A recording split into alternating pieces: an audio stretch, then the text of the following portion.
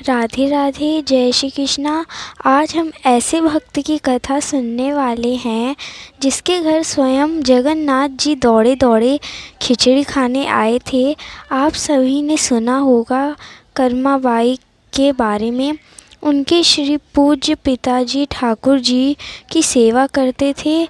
उनके पिता श्री ठाकुर जी को प्रतिदिन खिचड़ी का भोग लगाते थे। भोग लगा के कहते थे, ठाकुर जी पाओ पाओ पाओ। भोग लगाते, पर्दा लगा देते और सोचते कि ठाकुर जी भोग लगा दिए हैं और उसे वो पा लिया करते थे। ऐसा किया करते थे। कर्माबाई जी के पिता जी को तीर्थ यात्रा जाना था। सोचा कि कहाँ रहेंगे, खाना खाएंगे, करने पवित्रता रहेंगी कि नहीं। इसलिए कहे कि ठाकुर जी को नहीं ले जाते हैं, ये हमारी बेटी कर्माबाई है, वो सेवा करेगी। अब जो कर्माबाई, उन्हें पता नहीं था कि कैसे भोग लगाना है, तो पूज्य पिताजी उनको समझाते हैं कि जब तुम सोती रहती हो तो मैं ठाकुर जी को भोग लगा देता हूँ। अब वो कहे कि अब सुबह उठकर तुम भोग बना करके ठाकुर जी को भोग लगा देना।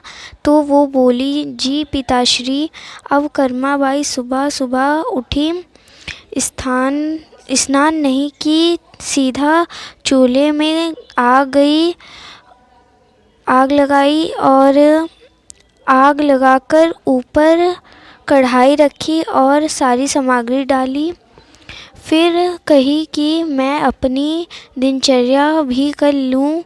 तो झाड़ू पोछा की भी करती गई और साथ ही साथ ठाकुर जी को भोग भी बना रही थी। कहीं दातून लकड़ी तोड़ के दातून करने लगी और साथ ही भोग भी बना रही है। और सोची कलछी मिल नहीं रही है, तो ये जलने की महक आ रही है, कहीं जल तो नहीं गई खिचड़ी। माँ ने सोचा कि अब कलछी मिल नहीं रही है, तो मैं अपने दातून के पीछे वाले से खिचड़ी चला देती हूँ।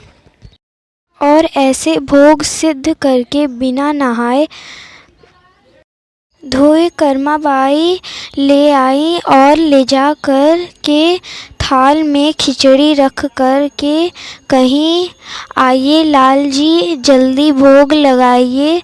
और कहीं, अरे क्या हुआ, तुम ऐसे मूर्ति के रूप में क्यों बैठे हो, आओ जल्दी से खाओ ना, हमने भोग बना दिया है आपके लिए। अच्छा, इसमें नमक कम है क्या। भगवान के थाल में से एक उंगली से खिचड़ी चाटी, कहीं नमक तो ठीक है, फिर तुम पा क्यों नहीं रहे हो, गरम है, फूंक मारने लगी। अच्छा, अब तो पा लो कहीं। अच्छा, हमारे सामने नहीं पाओगे, हम घूम के आ रहे हैं, पा लेना। अब वो इतनी सीधी है कि भगवान को मूर्ति नहीं समझ रही हैं। ये सोच रही हैं कि ये बाल गोपाल हैं, ये खाते ही होंगे। घूम के आई, छुप के देखी, कहीं अभी नहीं खाया। कह रही, देखो हम तुम्हारी शिकायत पिताजी से कर देंगे, कहीं पिताजी हमें कह के गए हैं कि जब तक तुम नहीं पाओगे तब तक हम नहीं पाएंगे बड़े प्यार से बोली, देखो